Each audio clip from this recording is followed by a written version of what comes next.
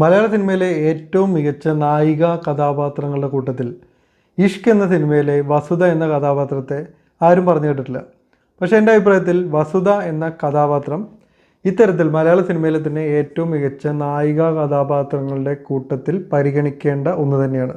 ഞാനൊന്ന് പറഞ്ഞോട്ടെ.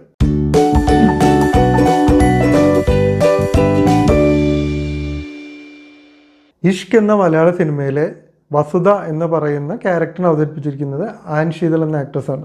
ഈ സിനിമയുടെ തുടക്കത്തിൽ വസുധയുടെ കാമുകൻ സച്ചി എന്നിവരെ കാണിച്ചിരിക്കുന്നു. ഇവരൊരുമിച്ച് കാറിൽ യാത്ര ചെയ്യുന്നു.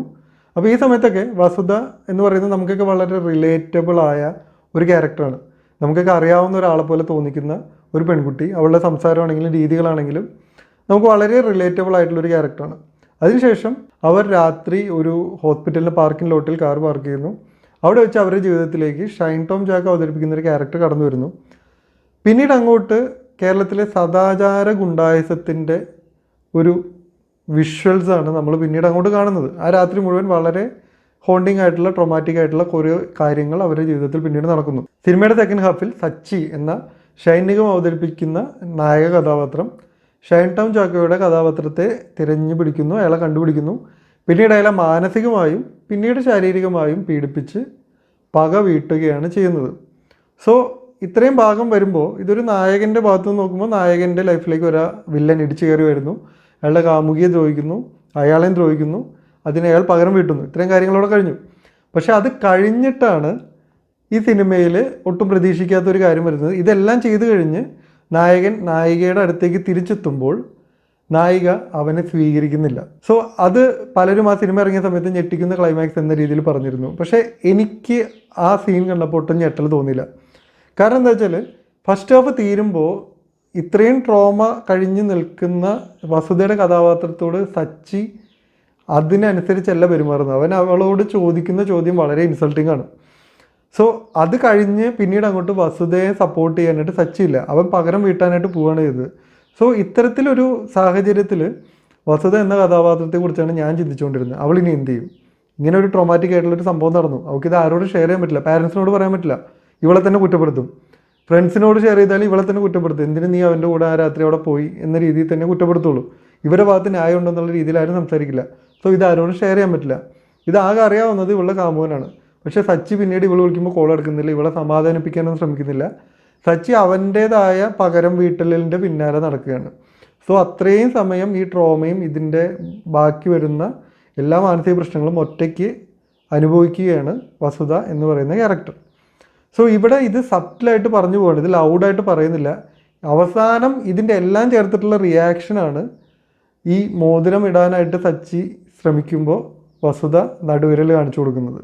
പക്ഷേ ഈ കാര്യം സബ്റ്റിലായിട്ട് പറഞ്ഞിട്ട് മനസ്സിലാവാത്തത് കൊണ്ട് തന്നെ വളരെ സ്ട്രെയിറ്റ് ആയിട്ട് ഒരു ഡയലോഗിലൂടെ തന്നെ പറയുന്നുണ്ട്. ചിത്ത എന്ന സിനിമയിൽ നിമിഷ സജയൻ അവതരിപ്പിക്കുന്ന കഥാപാത്രം സിദ്ധാർത്ഥിൻ്റെ ക്യാരക്ടറിനോട് പറയുന്നുണ്ട്, നീ അന്ന് വരാൻ വൈകിയപ്പോൾ എനിക്ക് ഒരു ഫിസിക്കൽ അബ്യൂസ്, സെക്ഷൽ അബ്യൂസ് നേരിടേണ്ടി വന്നു.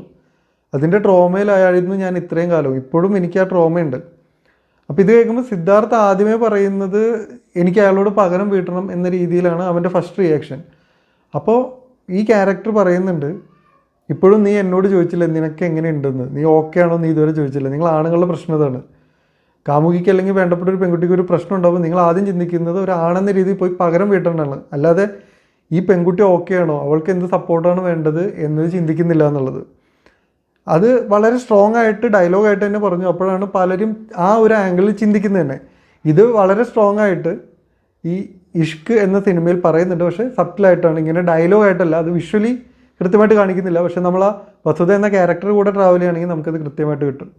അതുകൊണ്ട് തന്നെ ഈ സിനിമയുടെ ക്ലൈമാക്സിൽ വസുധ മോതിരം ഇടുന്നതിന് പകരം ആ നടുവേര് ഉയർത്തി കാണിച്ചപ്പോൾ ഞാൻ വളരെ സന്തോഷത്തോടെ കൈയടിച്ചു.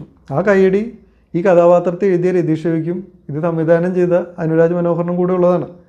കാരണം അവർ അത്രയും സ്ട്രോങ് ആയിട്ടുള്ളൊരു സ്റ്റേറ്റ്മെൻറ്റ് അവിടെ കൊണ്ടുവന്നു. അത് എന്തുകൊണ്ട് എന്നുള്ളത് കഥ പിന്നോട്ട് ആലോചിക്കുമ്പോൾ നമുക്ക് മനസ്സിലാവും.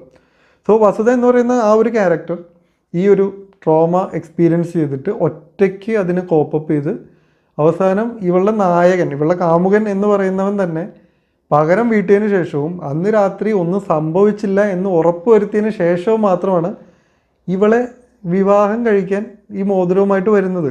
സോ അവൻ അവിടെ ഒരു ക്ലാരിറ്റി വേണമായിരുന്നു. സോ അവൻ്റെ ഉള്ളിലും ഈ പറയുന്ന സദാചാര ഭൂതം കിടപ്പുണ്ട്, അവൻ്റെ ഉള്ളിലും ഈ ഒരു സദാചാര പോലീസ് കിടപ്പുണ്ട്. ആ ഒരു ക്ലാരിറ്റി കിട്ടിയതിന് ശേഷം മാത്രമാണ് അവൻ കാമുകിയെ സ്വീകരിക്കാൻ വരുന്നത്. സോ ഇതൊരു അഗ്നിശുദ്ധി നിഷ്കർഷിച്ച ആധുനിക കാലത്തെ രാമനെ പോലെയുള്ളൊരു കഥാപാത്രമാണ് ഈ സച്ചി. സോ ഈ ഒരു സിനിമ കേരളത്തിലെ സദാചാര ഗുണ്ടായസത്തിനെതിരെയുള്ള സിനിമ മാത്രമല്ല, സച്ചിയെപ്പോലെ സ്വന്തം കാമുകിയെക്കുറിച്ച് ചിന്തിക്കുന്ന ആണുങ്ങളുടെയും മുഖത്തേക്കുള്ള ഒരു അടി തന്നെയാണ് ഈ സിനിമ. ഒരുപക്ഷെ ആ ഒരു അടി മനസ്സിലാക്കാൻ പറ്റാത്തതുകൊണ്ടായിരിക്കും വസുധ എന്ന കഥാപാത്രത്തിൻ്റെ ഒരു ഗ്രേറ്റ്നെസ് പലർക്കും മനസ്സിലാകാൻ കഴിയാതെ വന്നത്. ഈ ഒരു സിനിമയും ഇതിലെ പെർഫോമൻസും, ആൻഷീദൻ്റെ പെർഫോമൻസ് ഇതിൽ വളരെ കൺവിൻസിങ് ആയിരുന്നു. കാരണം ഇതിൽ ത്രൂ ഔട്ട് ഒരു 3 ഭാവങ്ങളാണ്. ആദ്യം ഒരു വളരെ നോർമലായ ഒരു കാമുകി, നമുക്കൊക്കെ റിലേറ്റബിൾ ആയ ഒരു പെൺകുട്ടി എന്ന രീതിയിൽ വളരെ കൺവിൻസിങ് ആണ്. ആ രാത്രി മുഴുവൻ അവൾ അനുഭവിക്കുന്ന ട്രോമയും പേടിയും. അവിടെ വേറെ തന്നെ ഒരു ഭാവമാണ്, ട്രാപ്ഡ് ആയ ഒരു ആൾ എന്ന രീതിയിൽ വളരെ കൺവിൻസിങ് ആണ് ആ ഒരു ടൈമിലുള്ള പെർഫോമൻസ്. അവസാനം എത്തുമ്പോൾ മറ്റൊരു ഭാവമാണ്. കാരണം ഒരു ട്രോമ എക്സ്പീരിയൻസ് ചെയ്ത് വന്ന് ആരും എന്നെ മനസ്സിലാക്കുന്നില്ല, ഒരു സപ്പോർട്ടും ഇല്ലാതെ സംഭവം നോർമലായിരിക്കുന്ന ഒരു അവസ്ഥയാണ് ഇപ്പോൾ വസുധയ്ക്കുള്ളത്. സോ ആ സമയത്തുള്ള അവളുടെ റിയാക്ഷനൊക്കെ ഈ ട്രോമ കഴിഞ്ഞ് വന്നതിൻ്റെ ഷെയ്ഡ്സ് അതിൽ കാണാൻ പറ്റും. സോ ഈ ഡീറ്റെയിൽസൊക്കെ വളരെ മിനിമലായിട്ട് തന്നെ എക്സ്പ്രസ് ചെയ്ത് വളരെ ഭംഗിയായിട്ട് പെർഫോം ചെയ്തിട്ടുണ്ട് ആ ഒരു ക്യാരക്ടറിന്. പക്ഷേ അതിനനുസരിച്ചുള്ളൊരു അപ്രീസിയേഷൻ അതിന് കിട്ടിയിട്ടുണ്ടോ എന്ന് എനിക്കറിയില്ല. മാത്രമല്ല അതിനുശേഷം കുറേ അധികം സിനിമകളിലൊന്നും നമുക്ക് ആൻഷീദലിനെ കാണാനും കഴിഞ്ഞിട്ടില്ല. മേ ബി ഇനി കുറച്ച് നല്ല സിനിമകളിൽ അവർ ഇനിയും ആക്റ്റീവ് ആവുമെന്ന് പ്രതീക്ഷിക്കാം. സോ എൻ്റെ ഒരു അഭിപ്രായത്തിൽ മലയാള സിനിമയിലെ ഏറ്റവും മികച്ച സ്ത്രീ കഥാപാത്രങ്ങളുടെ കൂട്ടത്തിൽ പരിഗണിക്കേണ്ട ഒരു കഥാപാത്രമാണ് ഇഷ്ക് എന്ന സിനിമയിലെ വസുധ എന്ന ക്യാരക്ടർ. അതേപോലെ തന്നെ മലയാളത്തിലെ സ്ത്രീപക്ഷ സിനിമകളുടെ കൂട്ടത്തിൽ തന്നെ കാണേണ്ട ഒരു സിനിമയാണ് ഇഷ്ക്. ഇതിൽ നായകൻ്റെ പോയിന്റ് ഓഫ് വ്യൂവിൽ കഥ പറയുന്നു, നായകന് ഒരു പണി കിട്ടുന്നു, നായകൻ പകരം വീട്ടുന്നു.